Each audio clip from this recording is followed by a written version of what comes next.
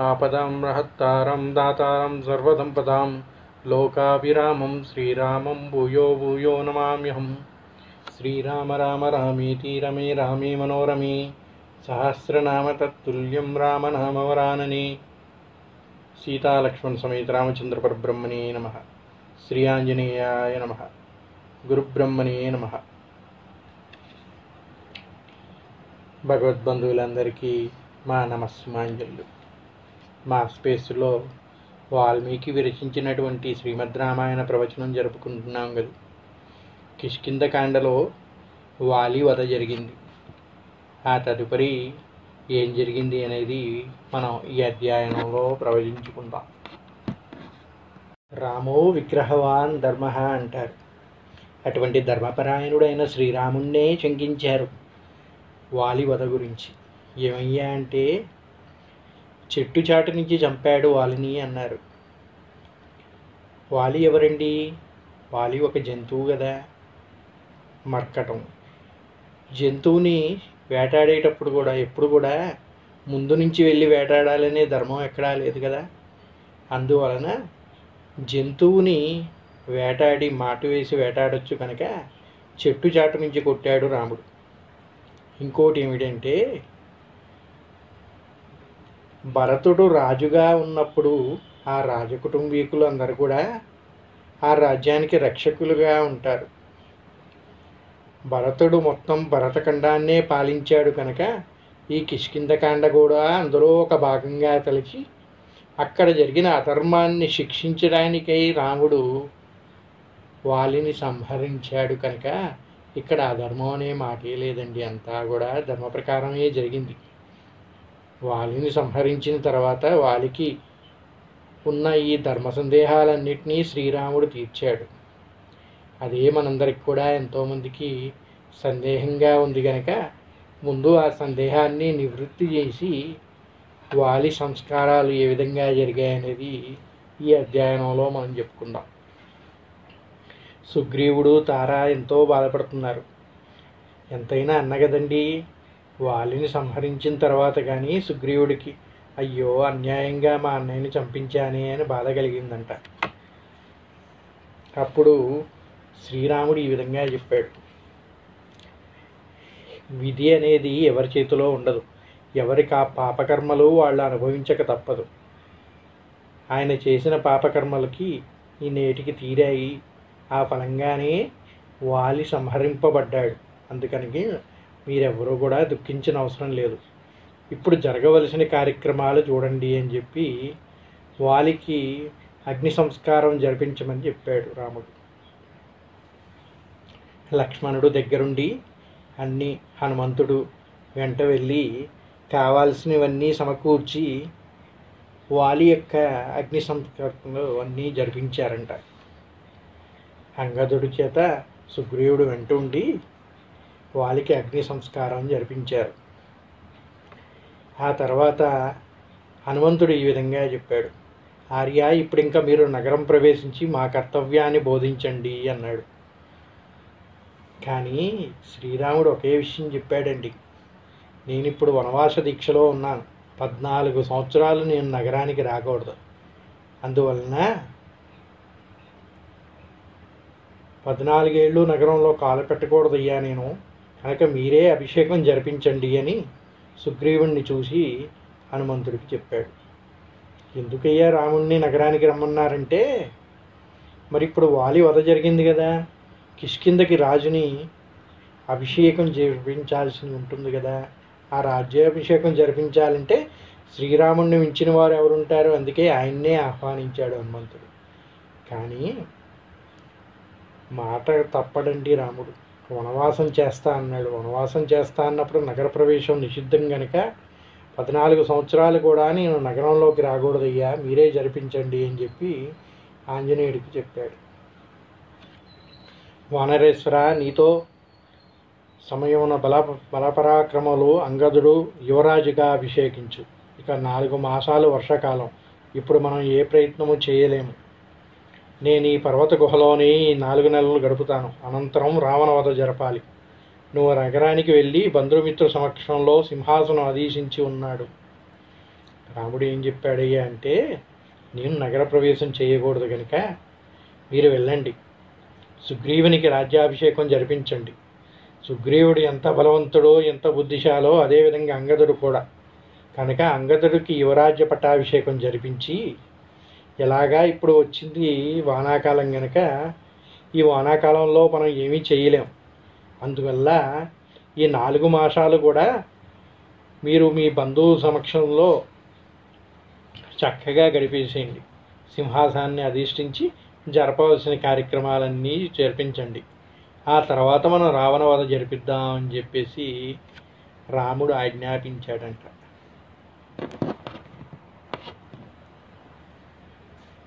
రాముని ఆజ్ఞతో సుగ్రీవుడు కిష్కింధలో అడుగుపెట్టాడు.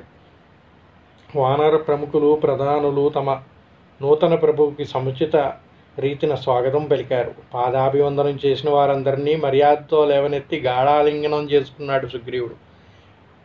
అనంతరం దేవగణాలు ఇంద్రుని అర్చించినట్లుగా వానరులు సుగ్రీవుని అభిషేకించారు.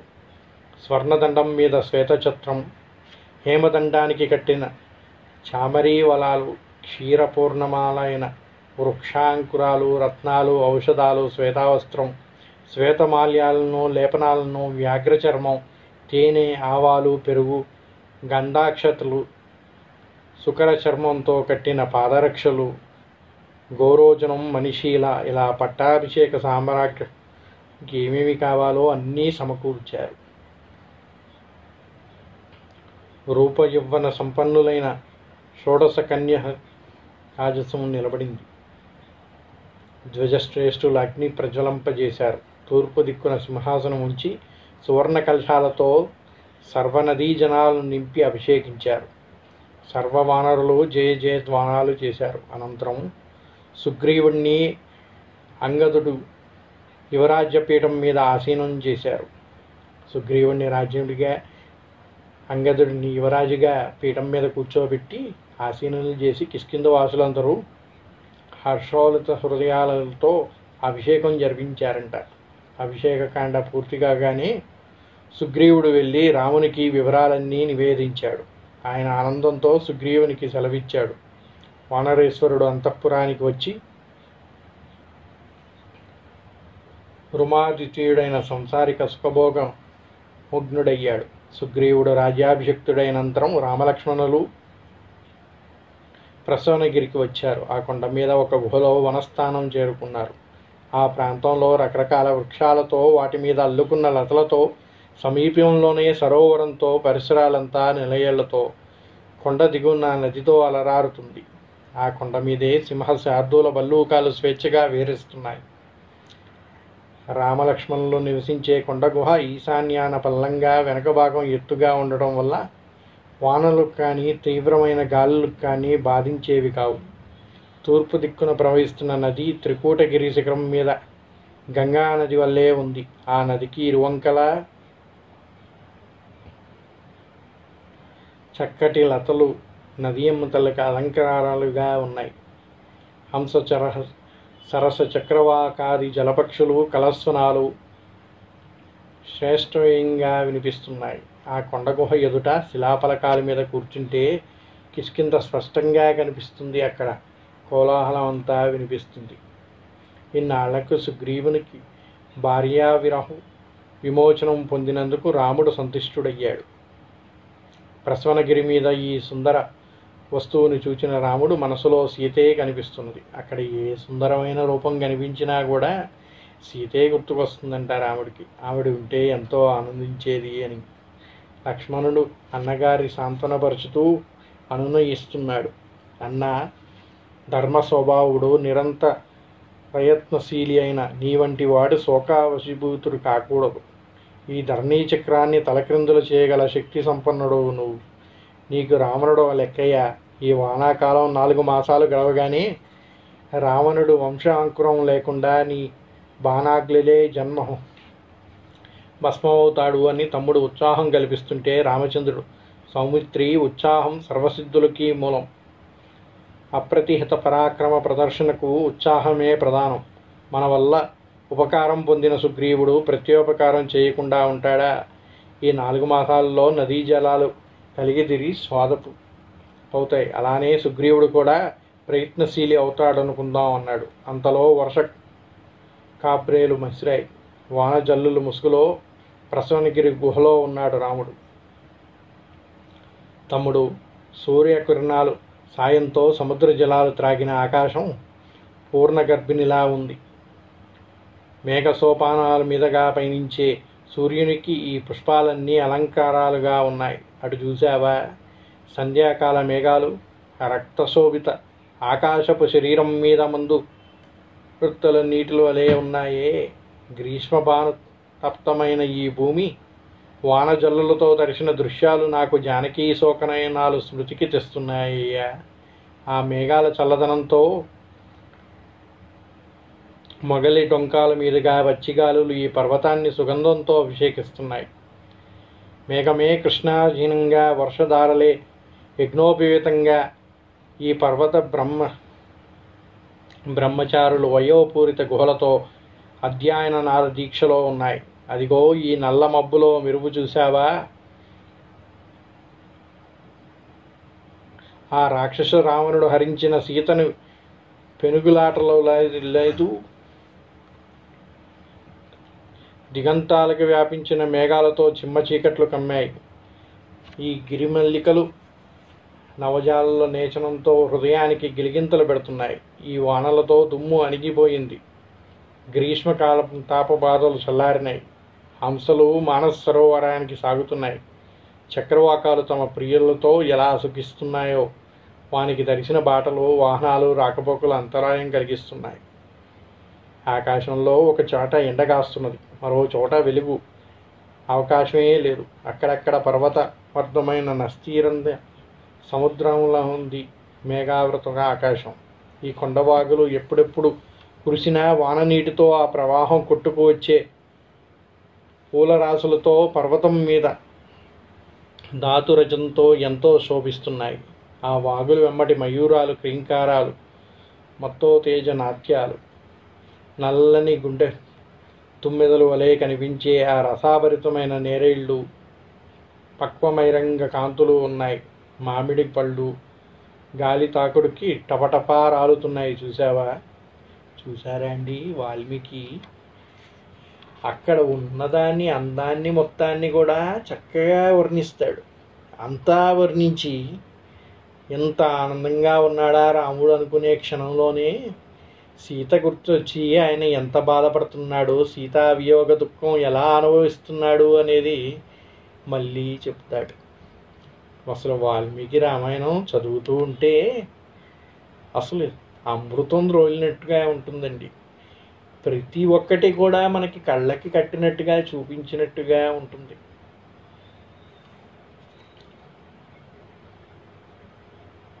ఈ కాలంలో నదులన్నీ తీవ్ర వేగంతో సముద్రాన్ని చేరుతాయి. నిద్ర మహావిష్ణువుని చేరుతుంది. కొంగలు బారులన్నీ మేఘమండలాన్ని ఆశ్రయిస్తాయి. కామీజనం తమ ప్రియ పరశ్వాంగ అభిలాషలతో వెళుతుంటారు. మేఘగర్జనలు, నదీ ప్రవాహ ధ్వనులు, మత్త గీంకారాలు ఈ వర్షరాజుకి ఎంతో ఘనంగా స్వాగతం పలుకుతుంటాయి. అలా ఈ వర్షశోభను తిలకిస్తూ రామలక్ష్మణులు రోజులు గడుపుతున్నారు.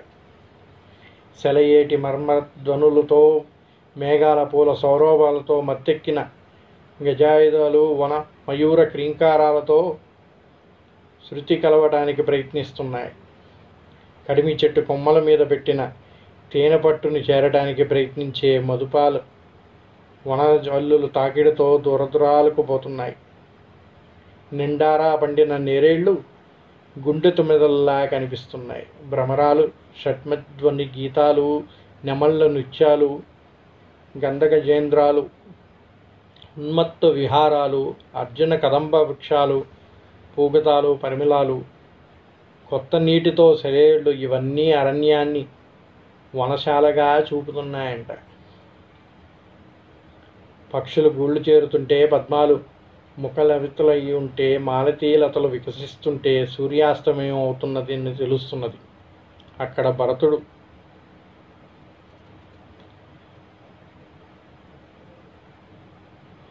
వ్యవసాయోపకార కార్యాలన్నీ సాగిస్తూ ఉన్నాడు. చతుర్మాస దీక్షలో పూనుకొని ఉంటాడు. సరయూ నది వరదలతో ఉంటుంది. సౌమిత్రి, ఈ వర్షకన్య అప్పుడే యవ్వన దశకి చేరుకున్నది. సుగ్రీవుడు తన భార్య రమతో సుఖభోగాల్లో తేలియాడుతుంటాడు. ఆనంద సాగర సంగమం అతనిది. నేను భార్యావియోగంతో ప్రవాహ వేగానికి కోతబడే నదీ తటంలా ఉన్నాను. భార్య వియోగ శోకం, నిరంతర దారవర్షం, రావణి వంటి క్రూర శత్రువు, ఈ మూడు నన్ను వీడని బాధలయ్యా. సుగ్రీవుని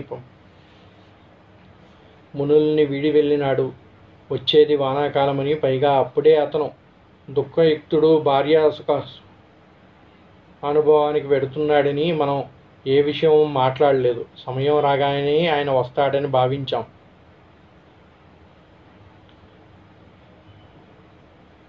సుగ్రీవుడు మన యందు అభిమానంతో రావాలి అన్నాడు. రామభద్ర, సుగ్రీవుడు తప్పకుండా వస్తాడు.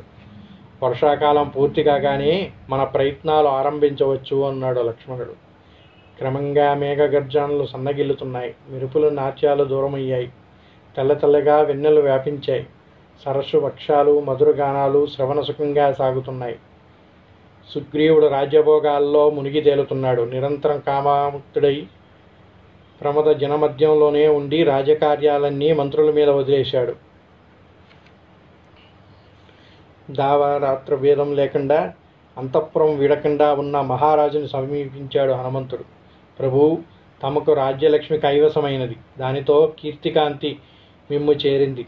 మనం చేసిన వాగ్దానానుసారం మిత్రకార్యం నెరవేర్చవలసిన అవసరం సన్నిద్ధమైనది అని చెప్పేసి మంత్రిగా హనుమంతుడు వెళ్ళి రాజైన సుగ్రీవుడికి విన్నవించుకున్నాడంట. ప్రభువు అయిన వాడు కోశాగారాన్ని, సేనా విహాగాన్ని, మిత్రకోటిని ఆత్మ సమానంగా చూసుకుంటేనే అభ్యోదయం పొందుతాడు. మిత్రకార్యాలను విస్మరించని వాడికి అనర్థాలే ఎదురవుతాయి. రామచంద్రుని శక్తి సామర్థ్యాలు మనకు తెలుసు. ఆయన ఏమిటో మళ్ళీ చెప్పాడు. ఆయన చెప్పే వరకు ఊరుకోవటము ఉచితం కాదు. మిత్రులకి మేలు చేయడమే పరమధర్మంగా భావించే మీరు మీకింతటి ఉన్నతిని ప్రసాదించిన ఆ మహాపురుషుని విషయమై ఉదాసీనంగా ఉండరాదు అని హనుమంతుడు చెప్పాడంట. జానకీదేవి ముల్లోకాలలో ఎక్కడ ఉన్నా వెతికి రావడానికి మేమందరం సిద్ధంగా ఉన్నాం. మీ ఆజ్ఞ కోసం ఎదురు చూస్తున్నాం అన్నాడు ఆంజనేయుడు. సమయోచితమైన హనుమంతుని ప్రబోధం వలని సుగ్రీవుడు వానిని ప్రశంసించి సేనాపతిని రప్పించి ఎక్కడెక్కడున్నావు వానరులందరినీ రప్పించమన్నాడు. ఆయన నోట మాట రావడంతోనే వానరులు దశాంతాలు సుగ్రీవుడికి వినిపించారు. 15 రోజుల్లో కిష్కింధకు రాని వానరులు శిరచ్ఛేదనం శిక్ష అని కూడా సుగ్రీవుడు ప్రకటించాడు. వానర ప్రముఖులు తీసుకురావడానికి అంగదుడు హనుమంతుడు వెళ్ళాలని ఆదేశించాడు. ఆకాశం అంతా నిర్మలం అవుతున్నది. రాముని హృదయంలో సీతావియోగ భారం ప్రవృద్ధమవుతున్నది. రాత్రుల్లో కొండకొమ్మ మీద చేరి సీతావియోగం అనుభవిస్తున్నాడు రాముడు. ఏ మూలనో సారపక్షి కూత వినిపిస్తున్నది. అది చెవిన పడగానే సీతాదేవి కంఠస్వరం కాదు కదా అని ఉలికి పడతాడు రాముడు. నిండుగా పూసిన లతలతో తురాశకలు గోచరిస్తున్నాయి. సీత లేని ఈ శోభ దేనికి అని నిట్టూరుస్తున్నాడు రాముడు. రాజహంసలు కలస్వనాలు సాగి వస్తున్నది. ఈ సంగీతం వింటూ లేచేది సీత. ఇప్పుడు ఎటువంటి దశలో ఉన్నదో నా సీత అని బాధపడుతూ ఉన్నాడంట రామచంద్రుడు. ఇప్పుడు ఈ సరోవరాలు, సెలయేళ్ళు, నదులు, వానలు ఏవి అయినా మనస్సుని ఆకర్షించడం లేదయ్యా. చిత్తశాంతినివ్వటం లేదు.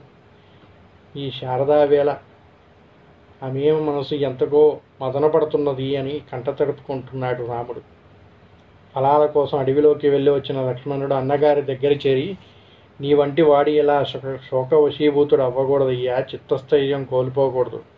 మనం మనసు నిబ్బరం చేసుకొని ప్రసన్న చిత్తంతో ఉండాలి. సుగ్రీవుని సాయంతో మన కార్యముఖులం కావాలి. ప్రజ్వలిత వాహినిని ముట్టినవాడు సద్యకాలంలోని ఆ అగ్నిశిఖలతో దహించకపోక తప్పడు. అలానే సీతని హరించిన వాడిను అని ఓదారుస్తున్నంతసేపు విచారహితుడైన రాముడు, సౌమిత్రి, ఇంద్రుడు వర్షధారాలతో భూమిని సస్యశ్యామలం చేశాడు. కాలమేఘాలు పర్వతాల మీద, నగరాల్లో పంట భూములు వర్షించి విశ్రాంతి తీసుకున్నాయి. తీవ్రంగా వీచే గాలులు మందగతిలో పడ్డాయి. ఏనుగుల గీంకారాలు, నెమలి కేకారవాలు, నెలయేళ్ళు మర్మధ్వనులు సన్నగిల్లాయి. వర్షధారతో స్వచ్ఛమలయాలు కొండ కొమ్మల మీద వెన్నెల్లా ఎలా మెరుస్తున్నాయో.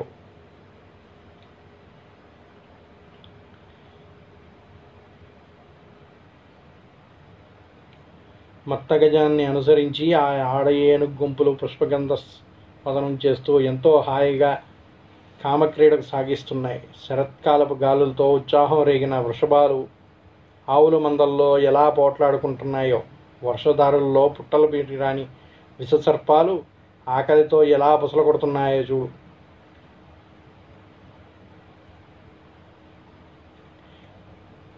అప్పుడే రాజవీరులు యుద్ధ ప్రయత్నాలు సాగిస్తుంటారు.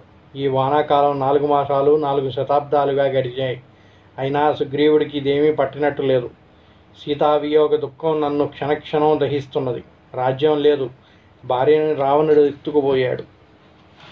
శోకతప్త హృదయంలో ఉన్నాను. అందువల్లనే సుగ్రీవుడిని ఉపేక్షిస్తున్నాడు. వానలు వెనకబడగానే సీతాన్వేషణకు ఉపక్రమిస్తానన్న వానరేశ్వరుడు ఉదాసీనంగా ఉన్నాడు. ఆయన కోరిక తీరింది గనక నిశ్చింతగా అంతఃపురంలో కాలం గడుపుతున్నాడు. మనం ఇంకా ఆలస్యం చేయకూడదు. నువ్వు కిష్కింధకి వెళ్ళి సుగ్రీవునితో ఇలా చెప్పు అన్నాడు రాముడు. పోయి కార్యార్థులైన నిన్ను ఆశ్రయించాము. నీకిచ్చిన మాట ప్రకారం నీ శత్రువుని సంహరించాము. నువ్వు మాకు చేసిన వాగ్దానాన్ని విస్మరించినట్లున్నావు. ఆడిన మాట తప్పినవాడు లోకంలో ప్రజానింద పాలవుతాడు. చేసిన ప్రతిజ్ఞ నిలుపుకోలేనివాడు అదముల శ్రేణిలో చేరతాడు. ఉపకారం చేసిన స్నేహితులకి ప్రత్యోపకారం చేయనివాడు శవాన్ని కాకులు కూడా ముట్టవని చెప్పాడు. రామధనుష్టాంకారం వినాలనే కోరిక ఉన్నదేమో అడుగు. ఆయన ఎంత కామో భోగాల్లో తేలియాడుతూ జ్ఞానశూన్యుడై ఉన్నాడో. ఈ ధనుష్టాంకారం మరిచి ఉండకూడదు. పైగా నీ వంటి తమ్ముడు నా వెంట ఉన్నాడని విస్మరించాడేమో తెలుసుకురా అని లక్ష్మణుడిని ఆజ్ఞాపించాడు రాముడు. అగ్నిసాక్షిగా అతనితో ఎందుకు స్నేహం చేశానో, వాలి వంటి మహావీరుణ్ణి ఎందుకు వధించానో గుర్తు చేయి. వానాకాలం వెనకబడగానే సీతాన్వేషణ చేస్తానన్నాడు. బంధుమిత్రమన జనంతో మద్యపానమత్తుడై కామలీలలు సాగిస్తున్నట్టున్నాడు. ఇన్ని మాటలు దేనికి సౌమిత్రి? నువ్వు సుగ్రీవుని సమీపిస్తూనే వాలి వెళ్ళిన దారి ఇంకా అలానే ఉన్నది. ఆడిన మాట తప్పితే ఆ దారినే నువ్వు వెళ్తావని చెప్పు అన్నాడు. లేదా నీ మాట నిలబెట్టుకో. అప్పుడు వాలిని ఒక్కడనే సంహరించాను. ఇప్పుడు నువ్వు బంధుమిత్ర సమేతం వెళ్ళవలసి వస్తుంది. అనవసరంగా మన ఆగ్రహానికి గురికాక త్వరగా కార్యసాధనకి ఉపక్రమించమని చెప్పు అన్నాడు రాముడు. విన్న లక్ష్మణుడు, రామభద్ర, సుగ్రీవుడు వానరుడు. వారికి సజ్జనులతో వ్యవహారం తెలియదు. అగ్నిసాక్షిగా నీతో సఖ్యం లభించినందువల్లనే తన శత్రువుని నిహితుణ్ణి చేసి రాజ్యభోగాలు భార్యాసుఖము లభించాయని మరిచి ఉంటాడు. అదే నిజమైతే ఆ సింహాసనం మీద ఇంకెంత కాలం ఉండడు. ఇటువంటి కృతజ్ఞుణ్ణి తక్షణం శిక్ష పడాలి. నాలో క్రోధం క్షణక్షణం ప్రవృద్ధమవుతున్నది. ఇప్పుడే వెళ్ళి వాణ్ణి కడతేరుస్తాను. అప్పుడు అంగదుడు మన పని చేసి పెడతాడు అంటూ ధనుష్పాని అయి నిలబడగా రాముడు, సౌమిత్రి, రఘువంశీయులు మిత్రువదకు పూనుకోరాదు. వివేకాన్ని విడిచి క్రోధాన్ని ఆశ్రయించకూడదు. నువ్వు వెళ్ళి సౌమ్యంగా మిత్రవచనాలే పలకాలి అని నెమ్మదిగా చెప్పాడు. చూశారండి, రాముడికి ఒక పక్క కోపం వచ్చింది, ఒక పక్క దుఃఖం కలిగింది. భయపెట్టు అని చెప్పాడు. కానీ లక్ష్మణుడు కోపం చూసేసరికి లక్ష్మణుడు కోడిత్రాసులాగా బుసకొడతాడు. ఆయనకి టక్కని కోపం వస్తుంది, ఎమ్మటే చల్లబడుతుంది. అందుకే చెప్పాడు రాముడు, ఇంత క్రోధం పనికిరాదయ్యా, మిత్రవధ చేయకూడదు కనుక సౌమ్యంగానే మాట్లాడు సౌమిత్రి అని చెప్పి లక్ష్మణుడికి ఉపదేశం చేశాడు రాముడు. లక్ష్మణుడు కిష్కింధ నగర ద్వారా సమీపించాడు. కాలాగ్ని సన్నివం ఇంద్రచావన దృశ్యము అయిన ధనస్సుని చేబూని వచ్చే లక్ష్మణుడు చూసిన సర్వర వానరవాహిని భయత్రంతమైనది. కొందరు చెట్లు చివర కొమ్మలెక్కారు, మరికొందరు పర్వత శిఖరాలకు లంఘించారు. వారిలో నలుగురు మాత్రం త్వరగా అంతఃపురం వైపు నడిచారు. తారతో కామభోగాల్లో తేలియాడే సుగ్రీవునికి ఈ కల్లోలాలు ఏమీ వినిపించలేదు. అప్పటికే సేనానులు ఆజ్ఞానుసారం మహాబలీయులైన వానరులు విశాల వృక్ష శాఖల్లో మహాశిలాఖండాలతో కోటగోడల మీద నిలబడ్డారు. అది చూసిన లక్ష్మణుడు కోపం రేగింది. కన్నులతో చింతనిప్పులు పడుతున్నాయి. నిట్టూర్పులతో వేడిగాలు లేస్తున్నాయి. బాణాలు నాలుకలుగా, ధనస్సు పనామండలంగా తేజస్సు కుటకుటలాడుతుంది. 5 తలల పాము కనబడే సౌమిత్రుని చూసి గజగజలాడుతుంది వానరసేనంతా. అప్పుడు అంగదుడు లక్ష్మణుణ్ణి సమీపించగా, పోయి నువ్వు తక్షణం వెళ్ళి రామానుజుడు ద్వారంలో నిలబడ్డాడని మీ సుగ్రీవునితో చెప్పు. నా మాటలు వినాలని ఉంటే తక్షణం రమ్మను అనడంతో అదేవిధంగా అంగడు అంతఃపురం చేరి ఎదురుగా ఉన్న పినతల్లి రమకు, ఆ పక్కనే ఉన్న సుగ్రీవునికి, అనంతరం తారకు పాదాభివందనం చేసి లక్ష్మణ సందేశం వినిపించాడు. సుగ్రీవుని ఆ మాటలు వినపడలేదు. ఆ సమయంలో ఇక్కడి వానరులు లక్ష్మణ్ క్రోధం తగ్గించడానికి కిలకిల రావాలు చేశారు. సహస్రాధికంగా ఉన్న ఆ వానరుల అట్టహాస ధ్వనం సింహనాదంలా పిడుగుపడ్డట్లుగా సుగ్రీవుని చెవుల్లో పడి అతని మత్తు మొత్తం వదిలింది. లక్ష్మణుడు కోపం విపరీతంగా వచ్చిందంటండి. ఎంతైనా ఆదిశేషువు కదా, ఆ కోపం అడిగి వత్తి బుసలు కొడుతూ ఉంది. రాముడు ఎంత సౌమ్యంగా ప్రవర్తించమన్నప్పటికీ నేను ఇక్కడికి వచ్చినా ఇంకా వీళ్ళెవరు నన్ను పట్టించుకోవట్లేదని క్రోధంతో ఉన్నాడంట లక్ష్మణుడు. ఆయన క్రోధాన్ని కొంతైనా శాంతపరుద్దామని ఆ వానరమూకంతా కూడా ఎన్నో చేష్టలు చేస్తూ రకరకాలుగా ప్రయత్నిస్తూ ఉందంట. అప్పటిదాకా మత్తులో ఉన్న సుగ్రీవునికి ఈ గోలంతా వినపడేసరికి ఒక్కసారిగా మత్తు వదిలిందంట.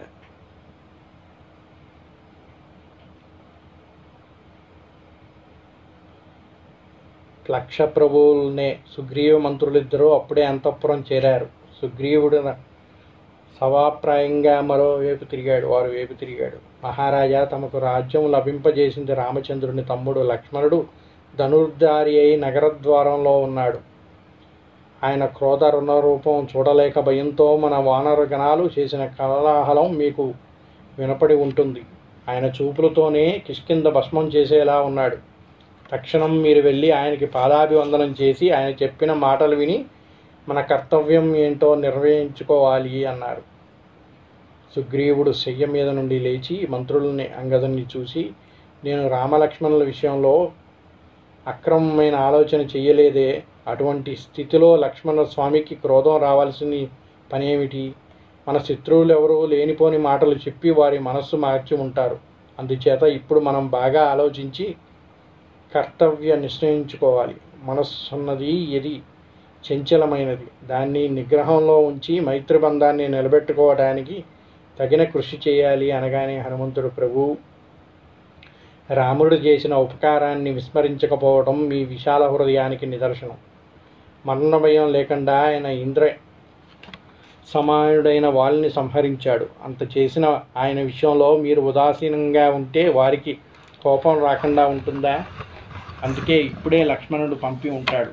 మీకు ప్రతిజ్ఞ పాలన జ్ఞానం లేదని నేను అనటం లేదు, కానీ కామాంక్తులై దాన్ని విస్తరించారు. ఆకాశం నిర్మలమైనది. నదుల్లో సరోవరాలు నీరు స్వచ్ఛంగా ఉంది. మనం పెట్టిన గడువు దాటినా కూడా మనం ఇంకా కదలలేదు. ఇప్పుడు మీరు లక్ష్మణ్ణి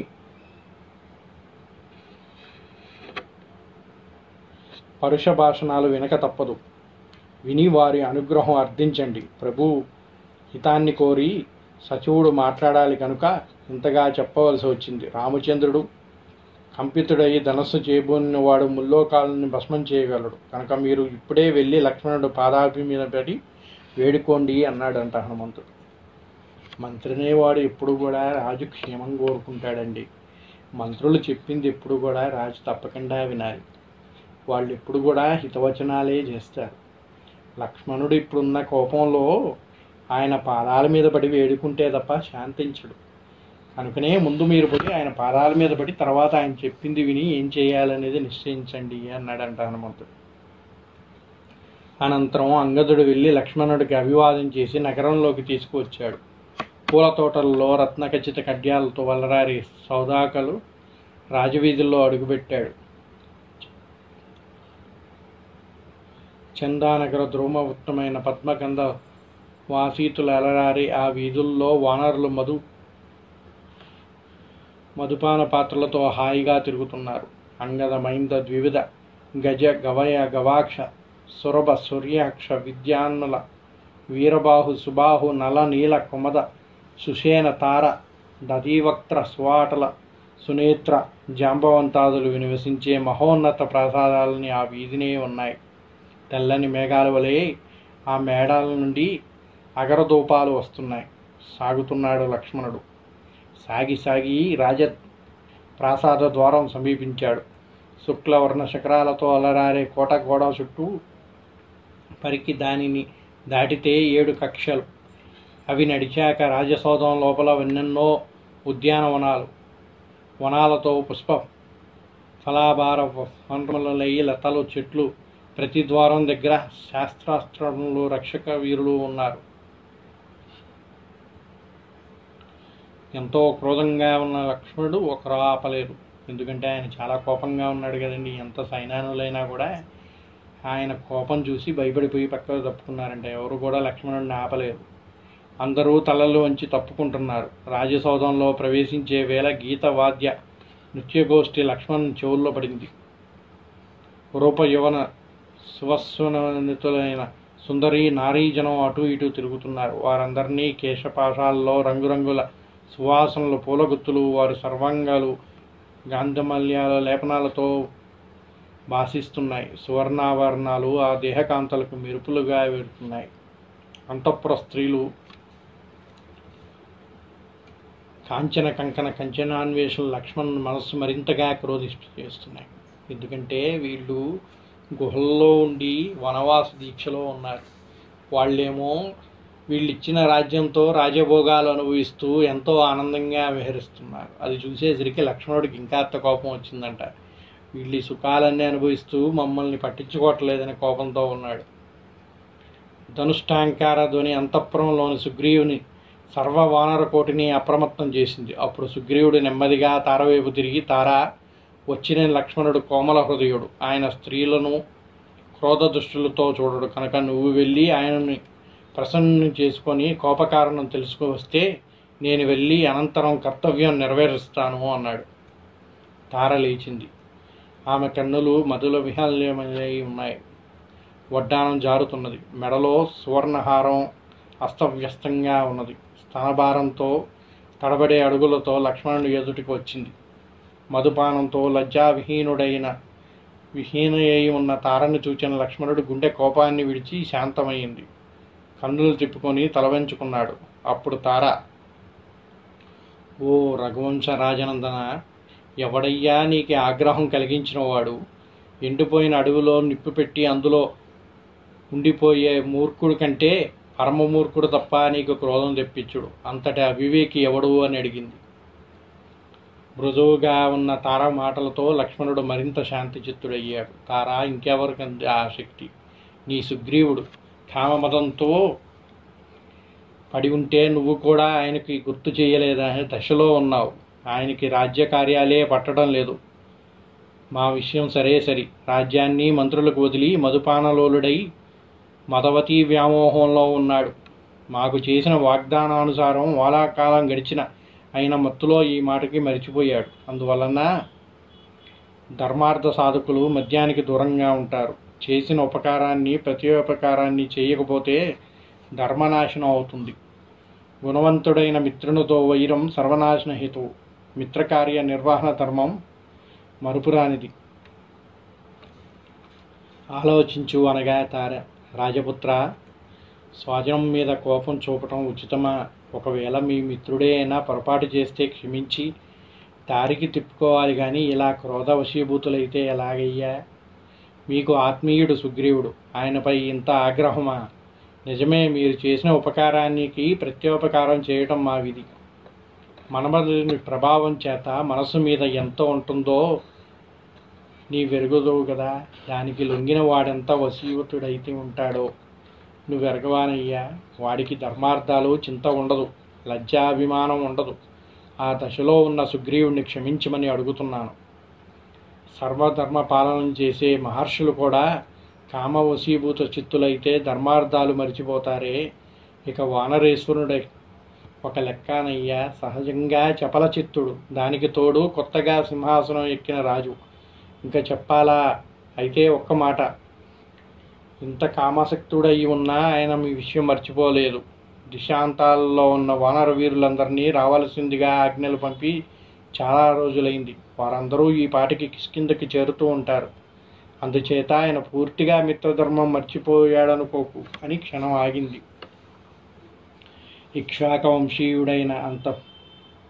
ఇక్ష్వాకవంశీయుడా, అంతఃపురంలో అడుగుపెట్టిన నీ శీలానికి తల వంచుతున్నాను అని నిష్కింతచిత్తుడై మిత్రుని భార్యను చూడటం దోషం కాదు కదా. అందుచేత మా అంతఃపురానికి వచ్చి మా స్వాగత మర్యాదలు అందుకో అని తార ముందు నడిచింది. లక్ష్మణుడు అడుగులు వేశాడు. అంతఃపురంలో అడుగుపెట్టాడు. ఎదురుగా హంసతూలికా తల్పం, రంగురంగుల కాంతులీలే రత్నాలు పొదిగిన బంగారు నగలతో అలరారే రమ, ఆ పక్కనే సుగ్రీవుడు. సేవకీ జనం మధుపాన విహ్వాలు నేత్రాలతో ఉన్న సుగ్రీవుడు మత్తుగానే కన్ను ఎత్తి చూశాడు. లక్ష్మణుడి మనస్సులో అగ్నిజ్వాలలు రేగి కన్నులతో సెగలు పొగలు జిమ్ముతున్నాయి. ప్రసవనగిరి మీద భార్యావియోగ దుఃఖంలో అన్నగారు, ఇక్కడ మధురసపానమత్తుడై మదవతి పరావరంలో సుగ్రీవుడు. సౌమిత్రి కన్నుల్లో ఎర్రజీరలు సుగ్రీవుని మత్తు వదిలించాయి. తక్షణం చెయ్య దిగి చేతులు జోడించాడు. అప్పటికి జ్ఞాననాడి కదిలింది. రుమా హంసతూలికా తల్పం దిగింది. అప్పుడు లక్ష్మణుడు జితేంద్రుడై దయాహృదయంతో, కృతజ్ఞుడు, సత్యవాది, సత్కాలీనుడైన ప్రభువుని లోకం పూజిస్తుంది. అయితే మిత్రునికిచ్చిన మాటను నిలబెట్టుకోలేదు. వానికంటే నీచుడు ఉండడు. జంతువుల విషయమై ఆడిన అసత్యం వాటిని చంపిన పాపఫలాన్ని అనుభవింపజేస్తుంది. కాల మానవుడితో ఆడిన అబద్ధం ఆత్మహత్యా పాపాన్ని ఇస్తుంది. చేసిన మేలు మరిచిన వాడు కృతజ్ఞుడు. కృతజ్ఞుడిని ఎవరైనా వధించవచ్చు, దాని ఫలం పాపం లేదు. చూసారా అండి, ఎప్పుడు కూడా ఇచ్చిన మాటను తప్పకూడదంట. అటువంటి పని చేస్తే ఏ విధమైన పాపాలు చుట్టుకుంటాయి, ఏ విధంగా ఇబ్బంది పడతారనేది ఇక్కడ చెప్పారు చూడండి. మిత్రునికి ఇచ్చిన మాట నిలబెట్టుకోలేని వాడు నీచుడవుతాడంట. జంతువుల విషయమై ఆడిన అసత్యాన్ని, వాటిని చంపిన పాపఫలాన్ని అనుభవింపజేస్తుందంట. అదే మానవుడితో ఆడిన అబద్ధం ఆత్మహత్యా పాపాన్ని ఇస్తుందంట. చేసిన మేలు మరిచిన వాడు కృతజ్ఞుడు. కృతజ్ఞుడిని ఎవరైనా వధించవచ్చంట. చూసారండి, ఎవరైనా చేసిన మేలు మర్చిపోతే వాడు కృతజ్ఞుడు అవుతాడంట. అటువంటి కృతజ్ఞుడిని ఎవరు వధించినా కూడా దానివలన వాడికి ఎటువంటి పాపం కలగదంట. అందుకే రామాయణం గురించి ప్రతి ఒక్కళ్ళు కూడా పూర్తిగా తెలుసుకోవాలంటారు. ఏవి మంచి పనులు, ఏవి చెడ్డ పనులు, ఏవి చేయవలసినవి, ఏవి చేయకూడనివి, ఏవి చేస్తే ఎటువంటి దుఃఖాలు అనుభవించాల్సి వస్తుంది అనేది అన్నీ కూడా రామాయణంలో చక్కగా చెప్పబడి ఉంటాయి. ఇక రామాయణంలోకి వస్తే, రాముడు నీకు చేసిన ఉపకారాన్ని విస్మరించి నువ్వు పరమాగమ్య సుఖాలతో ఆనందిస్తున్నావు. నీ వంటి కప్పని రామసర్మం క్షమానంలో గ్రహించగలదు. అయితే నీ బుద్ధి తెలియక ఆయన నీకింత ఉపకారం చేశాడు. సరే, ఇప్పటికైనా మించిపోలేదు. నీ మాట నువ్వు నిలబెట్టుకో, లేదా వాలి వెళ్ళిన దారి ఉంది, ఆ దారినే నిన్ను పంపవలసి వస్తుంది అన్నాడు లక్ష్మణుడు. రాముడు ధనస్సు ఎక్కువ పెట్టాడంతవరకే ఈ భోగాలు. ఆయన ఆగ్రహంతో పలుకుతున్న లక్ష్మణుని చూసిన తార, ఓ రఘువంశీయుడా, ఎందుకింత కఠోరంగా పలుకుతాయి? ఆయన వానరేశ్వరుడు, ప్రభువు అంతంత మాటలు అనవచ్చునా? ఆయన కృతజ్ఞుడు, నీచుడు, క్రూరుడు కాదు. అసత్యభూషణం, కపటవర్తనం ఆయన ఎరగడు. మీ రామచంద్రుని దయా విశేషం వల్లనే ఈయనకి ఈ రాజ్యము, రమా, నేను లభించిన విషయం ఆయన మర్చిపోలేదు. సంవత్సరాలుగా క్లేశాలు అనుభవించిన వాడు కదా, ఇప్పుడిప్పుడే సుఖానుభవం అందుతున్నది. మేనకా సంయోగంలో విశ్వామిత్ర మహర్షి కాలజ్ఞానం కోల్పోయినట్లు నువ్వు ఎరుగుతావు కదయ్యా. పంచభౌతికమైన దేహం అది కామవాంఛతో నిండి ఉన్నదిప్పుడు. మరే విషయం మనసులో ఉండకూడదు. పైగా సుగ్రీవుని అభిప్రాయం తెలుసుకోకుండానే క్రోధవశీభూతుడు కావడం ఉచితమా చెప్పు? సత్వగుణం సంపన్నులు పేరు కదా ఇక్ష్వాకులు. అటువంటి వంశంలో పుట్టిన నువ్వు ఔర్వోపర్యం విచారించకుండా క్రుద్ధుడు పాపతవని అనుకోను. సీతాన్వేషణ చేసి రాముని కామని అర్పిస్తాడు. రావణుని పరిజనంలో ఎందరో కామరూపులైన రాక్షసులు ఉన్నారు. వారిని సంహరించడానికి మీకు సహాయం అవసరం. రావణుడి గురించి సర్వ విషయాలు వాలికి తెలుసు. వాలిని కావని చెప్తుండేవాడు. వాలి నాకు ఇవన్నీ చెప్తుండేవాడని తార చెప్తుందంట. నువ్వు చూడలేదేమో. అప్పుడే దిశాంతాల నుండి వానర సేనాధిపతులు వచ్చారు. సుగ్రీవి ఆజ్ఞతో ఈ సాయంత్రానికి మిగిలిన వారందరూ కిష్కింద చేరుతారు. వాలి వదరుతో చేరిన గుండెలింకా సర్దుకోలేదు. మా అంతఃపుర జనానికి మళ్ళీ ఎప్పుడు నువ్వు నీ కన్నులతో విస్ఫలింగాలు నింపి వారిని భయకంపితులు చేయకయ్యా అని మధురంగా వాలికంది. ఆమె లక్ష్మణుణ్ణి శాంతింపజేయటానికి ఎన్నో చక్కటి వచనాలు పలికిందంట. ఆయన ఏమీ అన్నీ మర్చిపోలేదయ్యా. ఇప్పటికే ఆయన అందరినీ ఆజ్ఞాపించాడు. వాళ్ళందరూ వస్తూ ఉన్నారు. వాలిని సంహరించిన బాధలోనే ఇంకా అందరూ ఉన్నారు. ఆ భయంతోనే ఉన్నారయ్యా వానర జనులంతా. నీవిలా కోపంతో వస్తే నీ కోపాన్ని చూసి ఇంకా భయకంపితులవుతారు. కొంచెం నీ కోపాన్ని తగ్గించుకోవయ్యా అని వాక్యాలు పలికిందంట తార.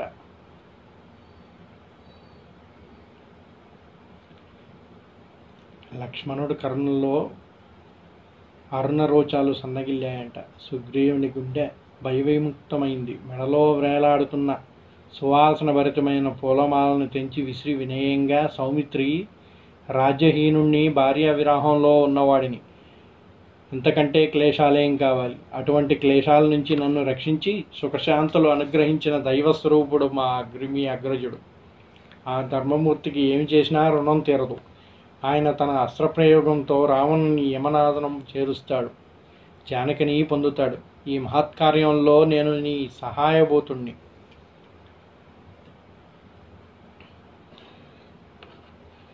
సప్తసలాల్లో ఒకే ఒక్క బాణంతో పడగొట్టి భూమిని బీటల వారి చేసిన ఆయన పరాక్రమానికి మరొకడు తోడు కావాలి. ఆ కోదండ ధనుష్టాంకారంతో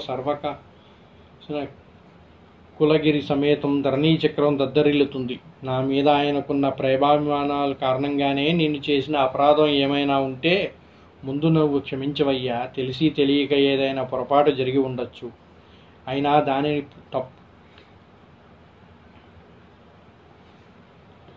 ఈ దాసుడిని ఇప్పుడు దయతో చూడమని కోరుతున్నాను అని అంజలి బంధంతో వాలికి పలికే ఆ వానర చక్రవర్తి ప్రసంగం లక్ష్మణుని హృదయంలో జాలికి అవకాశం ఇచ్చింది. వానరేశ్వర, నీ వంటి వినయశీలి స్నేహితుడిని దొరకటం మా అన్నయ్య అదృష్టం. నీ సాధు స్వభావం, ఈ వినయం, పరిశుద్ధ హృదయం చూస్తుంటే ఈ వానర రాజ్యానికి నువ్వు అధిపతిగా ఉండాలి కానీ మరొకడికి ఆ అర్హత లేదనిపిస్తుంది. నిస్సందేహంగా నీ సాయంతో మా అన్నగారు రావణ సంహారం చేసి తీరుతారు. నీ వివేకం నాకు ఆనందం కలిగిస్తుంది. సామర్థ్యం ఉండి విచక్షణతో దోషుల్ని అంగీకరించి తలవంచుతున్నావంటే నీకంటే ఉత్తముడు ఎవడో లేడు. ఫలపరాక్రమంలో మా అన్నగారితో సమానుడు నువ్వు. ఇప్పుడు నువ్వు నా వెంట వచ్చి మా అన్నగారితో మనస్సుకి ఆశ్వాసన కలిగించు. ఆవేశంతో నేనేమైనా పరుషంగా మాట్లాడితే అది మనస్సులో ఉంచుకోగనగానే సుగ్రీవుడు హనుమంతుని వైపు తిరిగి, మారుతి, హిమాచల, మహేంద్రాచల, మందరాచల, వింధ్యాచల, ఉదయాచల, అస్తాచల మీదుగా ఉండే వానర వీరులంతా మేరు ధూమ్రగిరుల్లో మైరేయ వాన విమర్శలై చరించే మహాబలులైన కపిసేనవంతులందరినీ ఇప్పటికే కిష్కింద చేరి ఉండాలి. ఇంకా రాని వారుంటే దూతలను పంపు.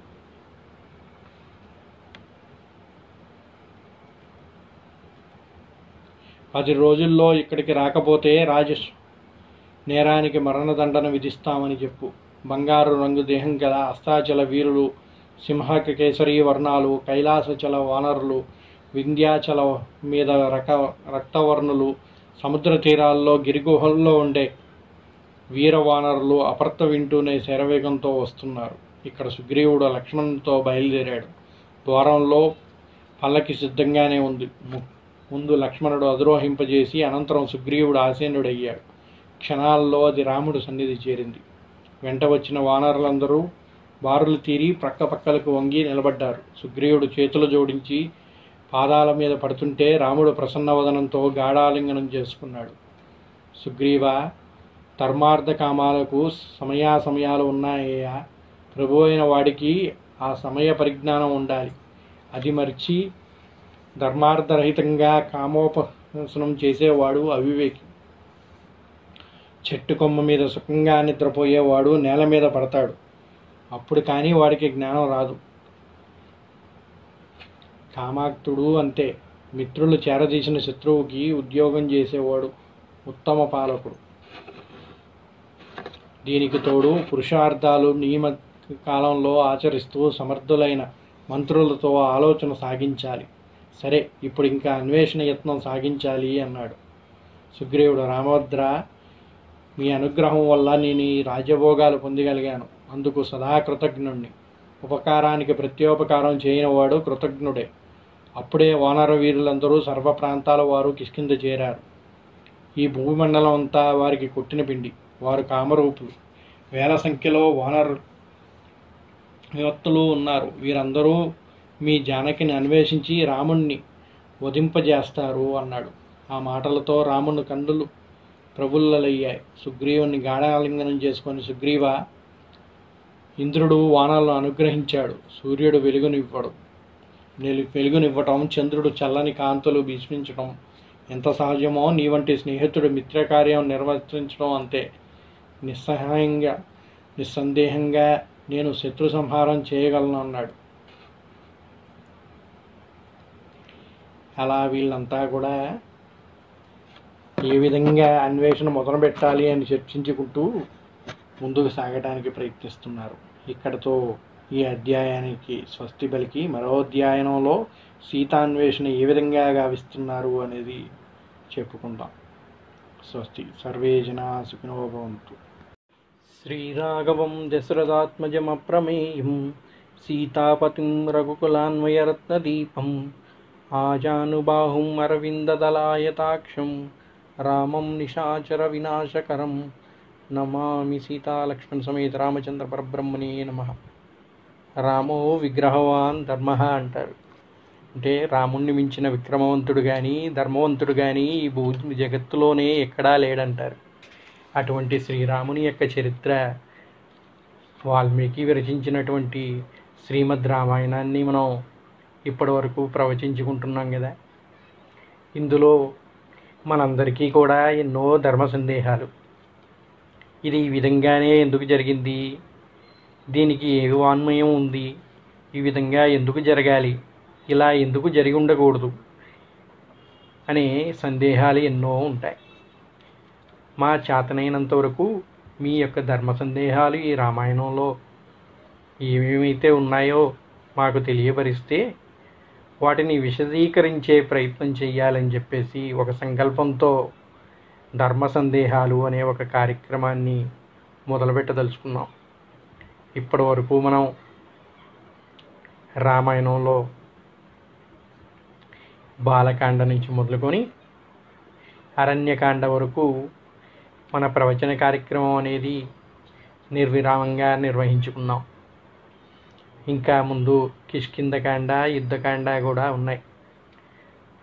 దీనిలో మీకు ఎటువంటి సందేహాలు ఉన్నా కూడా maspspace1@gmail.com కానీ లేదా మా యొక్క యూట్యూబ్ ఛానల్లో కామెంట్స్ రూపంలో కానీ మీ సందేహాలని మాకు పంపించినట్టయితే మా చేతనైనంత వరకు వాటికి సవివరణ ఇవ్వడానికి ప్రయత్నిస్తాం.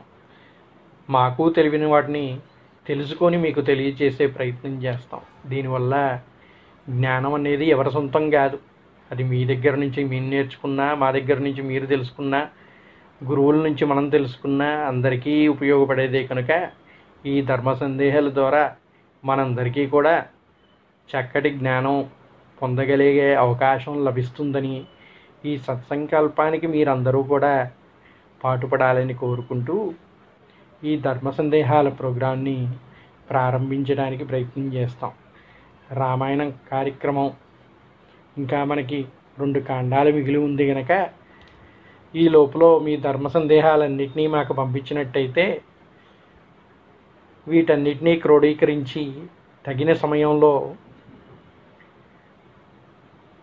మీరు అందించే ధర్మ సందేహాలని బట్టి ఎన్ని ప్రోగ్రామ్స్ చేయాలనేది నిశ్చయించి ఒక రోజున చక్కగా వీటన్నిటికీ జవాబులు చెప్పడానికి ప్రయత్నిస్తాం.